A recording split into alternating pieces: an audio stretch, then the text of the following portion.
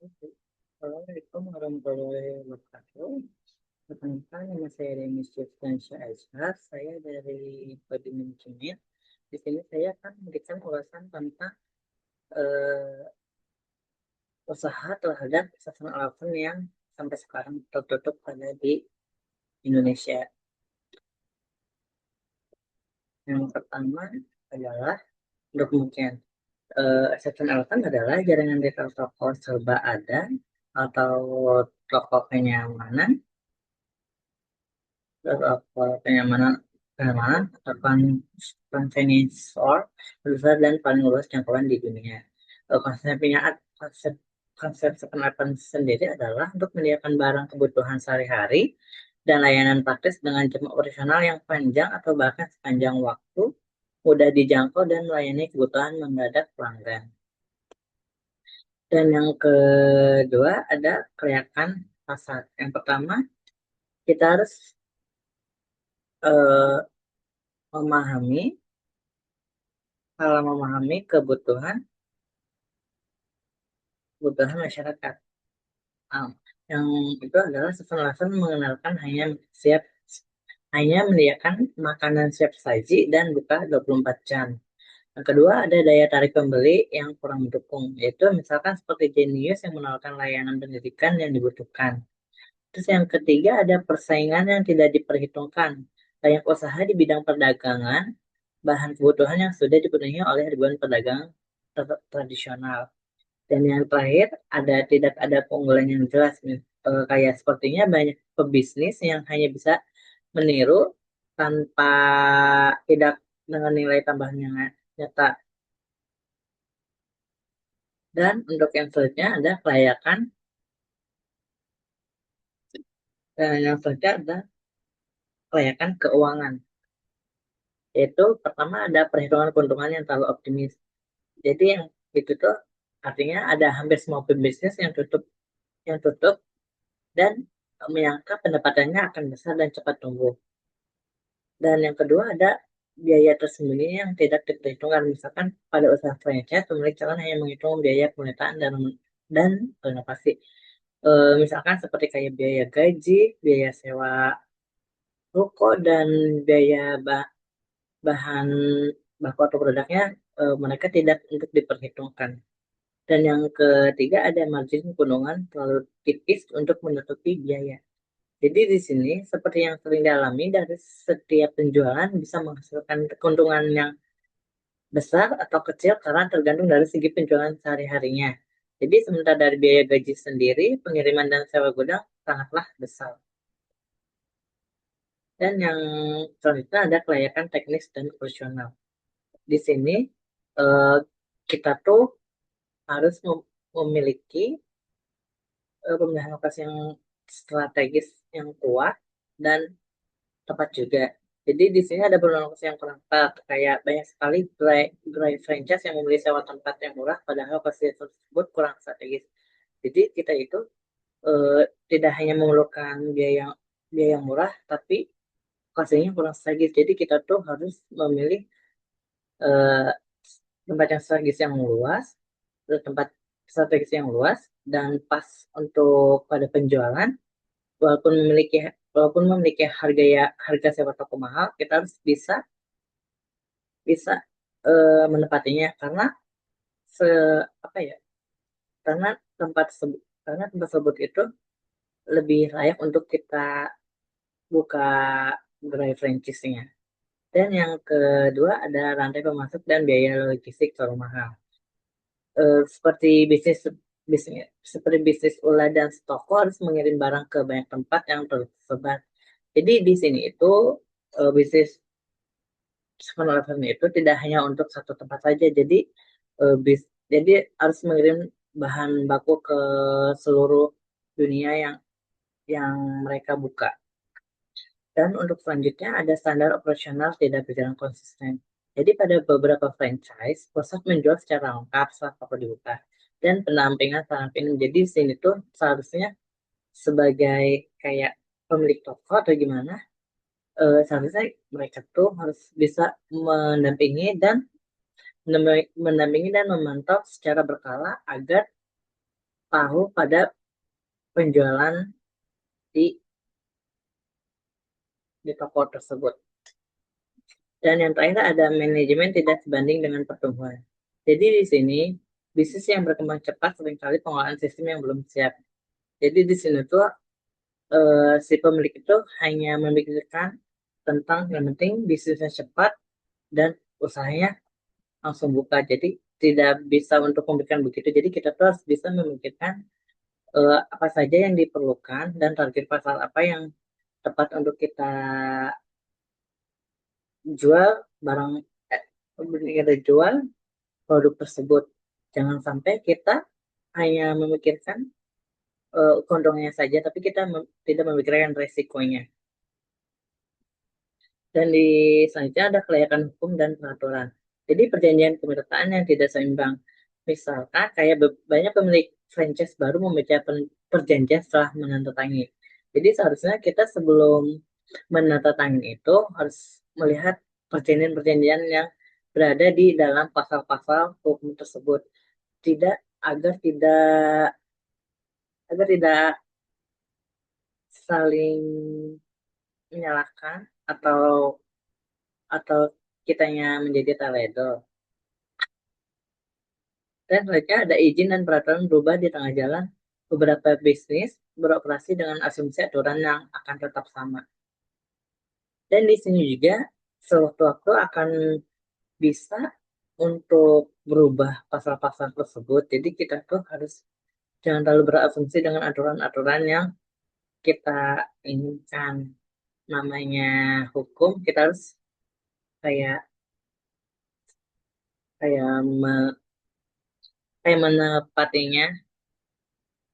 Dan untuk yang terakhir ada kepatuhan yang mahal dan rumit, terutama bagi pebisnis asing yang membuka usaha di Indonesia. Untuk aturan kepemilikan, ketenaga kerjaan, dan perpajakan seringkali berubah dan butuh biaya besar untuk menyesuaikan.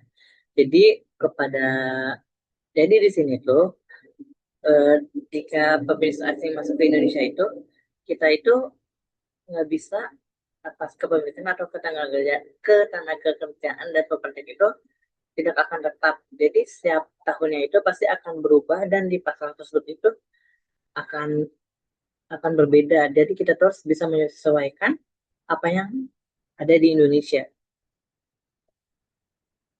Jadi di sini ada kelayakan dan saja ada kelayakan sosial dan budaya. Yang pertama tidak menyesuaikan dengan harga lokal. Jadi masyarakat Indonesia sendiri terbiasa dengan belanja tempat yang murah dan dekat. Sedangkan 7-Eleven menawarkan barang dengan harga lebih mahal di tempat yang tidak jauh berbeda dengan warung.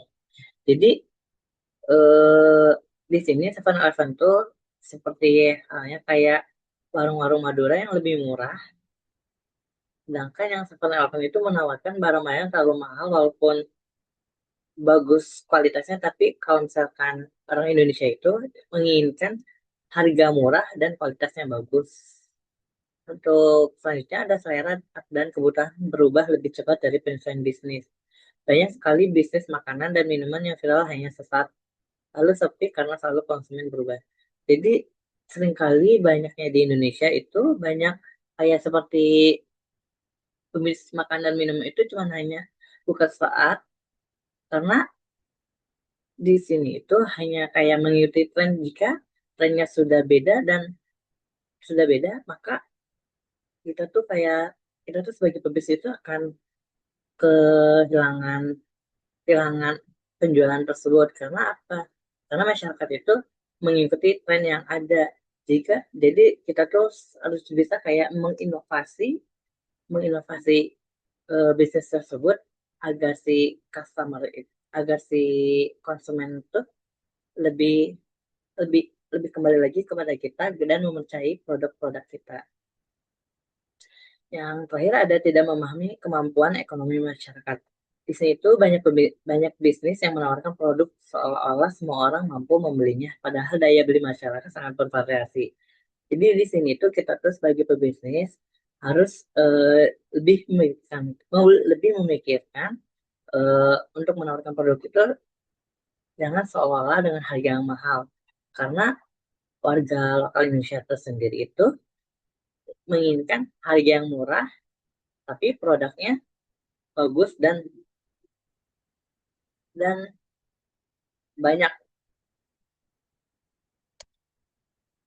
Dan di sini ada rekomendasi agar kondisi tersebut tidak terulang lagi. Jadi yang pertama ada riset pasar secara secara jujur dan mendalam sebelum buka bisnis.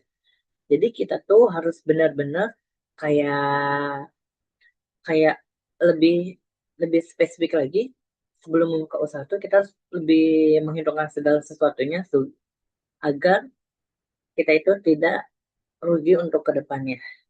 Dan yang kedua ada hitung sistem keuangan dengan hati-hati dan realistis. Jadi kita itu sebelum membuka usaha tersebut kita harus memikirkan tentang sistem keuangannya, misalkan kayak tentang penggajian, pembelian bahan baku, dan sewa pokok tersebut, dan belum lagi biaya-biaya yang harus dibutuhkan.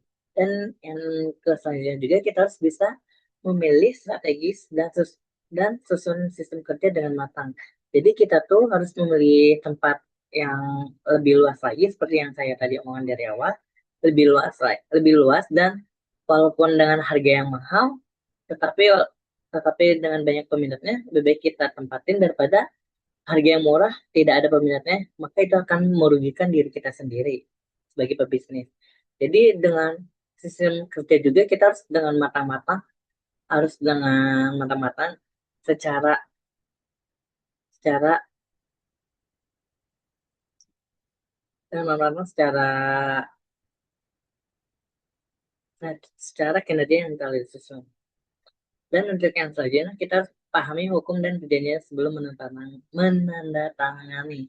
Jadi sebelum kita membuka bisnis itu kita harus kayak kayak melihat-lihat perjanjiannya apa saja dan pasalnya apa saja agar kita agar kita juga tidak kecolongan untuk eh, setiap tahunnya akan berubah-ubah tentang pasal tersebut dan kita juga harus bisa kayak mengikuti hukum yang ada di Indonesia.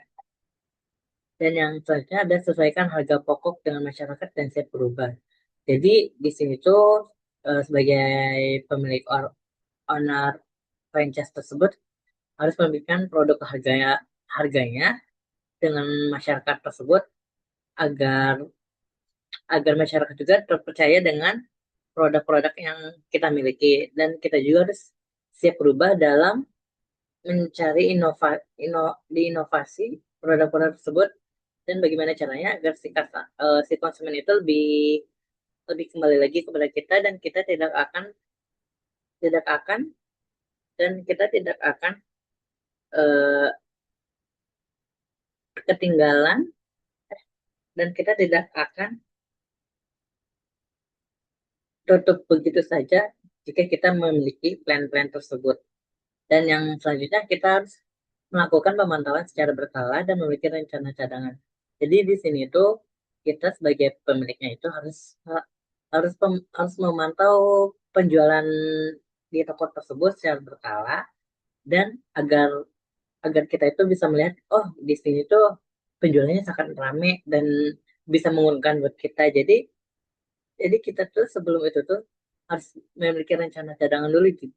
Dan rencana cadangannya itu kita harus kayak memikirkan bagaimana ke depannya agar lebih ramai lagi dan konsumen lebih percaya lagi dengan produk-produk yang kita jual.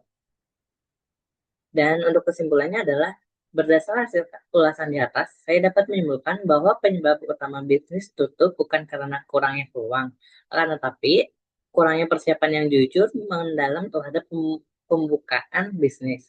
Dan banyak para pebisnis membuka usaha dengan harapan untung besar dan cepat, namun tidak benar-benar memahami target pasar dan tanpa menghitung biaya dengan cermat, tanpa menyesuaikan dengan kebiasaan masyarakat dan juga tanpa mempersiapkan diri untuk menghadapi resiko yang akan mendatang. Sekian dari saya, mohon maaf bila ada salah kata. Wassalamualaikum warahmatullahi wabarakatuh.